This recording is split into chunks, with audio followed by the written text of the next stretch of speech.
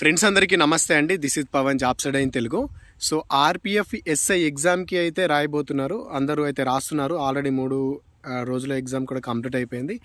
అయితే చాలామంది నాకు కామెంట్ చేస్తున్నారు, ఎగ్జామ్కి పోయేటప్పుడు మనం ఏం తీసుకోవాలి, అక్కడ సిచ్యువేషన్ ఎట్లా ఉంది, గర్ల్స్కి అయితే ఎట్లా ఉంది అని చెప్పేసి అడుగుతున్నారు. యాక్చువల్గా నేను ఈ వీడియో మొన్ననే చేయాల్సింది, బట్ చేయలేదు. బట్ ఇంకా కొన్ని షిఫ్ట్లు అయితే ఉన్నాయి కాబట్టి వాళ్ళకన్నా యూజ్ అవ్వచ్చు అన్న ఉద్దేశంతో ఒక చిన్న వీడియో చేద్దామని వీడియో చేస్తున్నా.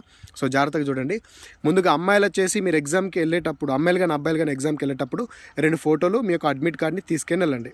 అడ్మిట్ కార్డు మీద నీట్గా ఉండాలి. 2 ఫోటోలు, admit card, at the same time మీ యొక్క ఐడి ప్రూఫ్ కూడా కంపల్సరీ ఉండాలి.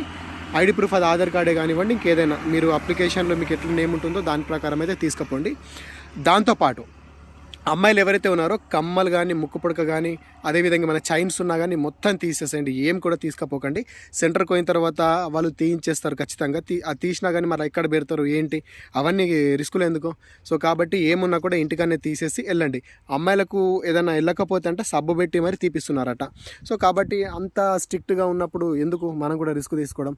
అదేవిధంగా పెళ్ళైన వాళ్ళు ఎవరైతే ఉన్నారో వాళ్ళకు తాలిబొట్టు, అదేవిధంగా మెట్టెలు ఇవి అల్లో ఉన్నాయంట. బట్ మిగతా వాళ్ళందరూ కూడా చైన్స్ కానీ, అదేవిధంగా మీ వెంట్రుకలకు క్లిప్స్ ఉన్నా కూడా తీసేసేయండి. క్లిప్స్ ఉన్నా కూడా వాళ్ళు అల్లో చేయట్లేదు. సో క్లిప్స్ కూడా అదేం చేసుకోకండి. చిన్నగా రిబ్బన్ అట్లా ఉంటాయి కాదు, క్లిప్స్ అట్లా ఉంటే కూడా తీపిచ్చేస్తున్నారంట. అదేవిధంగా అబ్బాయిలు చూసుకున్నట్టయితే బెల్ట్ కానీ, వాచెస్ కానీ, దాంతోపాటు ఈ షూలు కానీ ఏం తీసుకపోకండి. షూలు ఏం తీసుకపోయినా బయట ఇప్పించేస్తున్నారు. చేతులకు ఏదైనా దారాలు ఉన్నా ఏమున్నా కూడా మొత్తం కట్ చేస్తారు. కాబట్టి మీరు చైన్స్ కానీ మీరు కూడా ఏమనేది తీసుకపోకండి. ఓకేనా. అటేంటి అంటే వాళ్ళకి సంబంధించినటువంటి ఇన్స్ట్రక్షన్స్ అది వాళ్ళు అదే ఫాలో అవుతారు. దాంట్లో ఇది ఆర్పిఎఫ్ వచ్చేసి ఇంకా స్ట్రిక్ట్గా ఉంటుంది.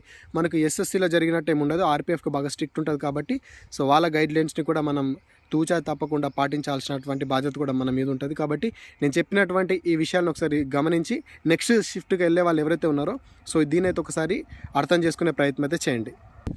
దాంతోపాటు మీకు ఏ తేదీన ఎగ్జామ్ ఉందో ఒకసారి కింద కామెంట్ చేయండి. ఎగ్జామ్ రాసిన వాళ్ళు ఎవరైతే ఉన్నారో మీకు ఏ రకంగా పేపర్ ఉంది, మీకు హార్డ్ ఉందా, లూజ్ ఉందా, ఎట్లా ఉందా అని చెప్పేసి కూడా ఒకసారి కింద కామెంట్ చేయడం మాత్రం మర్చిపోకండి. సో ఇన్ఫర్మేషన్ మీకు వర్త్ అనిపిస్తే కంపల్సరీ వీడియోని లైక్ చేయండి. దాంతోపాటు మీ ఫ్రెండ్స్ కూడా వీడియోని షేర్ చేయడం మాత్రం మర్చిపోకండి. Thanks for watching. అందరికీ ఆల్ ది బెస్ట్. జై భారత్.